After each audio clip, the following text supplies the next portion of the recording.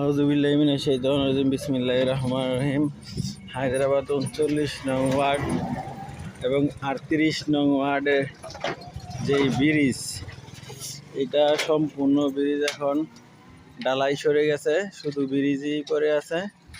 গাড়ি ঘোড়া যানবাহন চলাচল খুব কষ্ট হচ্ছে। পুরাটা ব্রিজ ঝুঁকিপূর্ণ, মাঝখানে পিচ সরে গেছে, এই পর্যন্ত কোনো সংস্কার হয়নি। এদিক দিয়া এখন আমি ৩৮ নং ওয়ার্ডে প্রবেশ করলাম। ব্রিজ থেকে এই যে বিভিন্ন ময়লা আবর্জনা যেখানে সেখানে ফালানো শুরু হয়ে গেছে। এদিকে খুব বিশ্রী অবস্থা।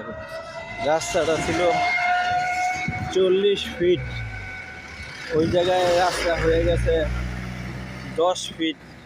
এই ময়লা আবর্জনার কারণে এই জায়গায় একটা গাড়ি আসলে একটা গাড়ি দাঁড়া থাকতে হয়।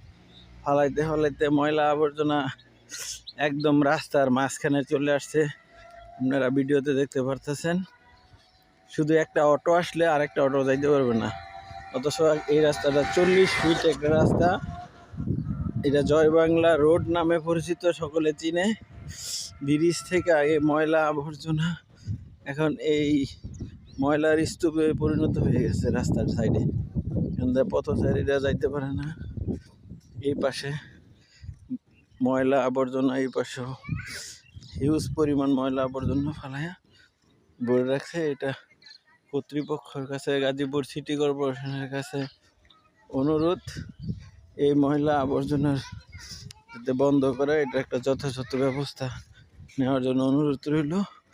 এটা হচ্ছে ৩৮ নং ওয়ার্ডে ব্রিজ থেকে তালতলার এই পাশে পুরো জায়গা।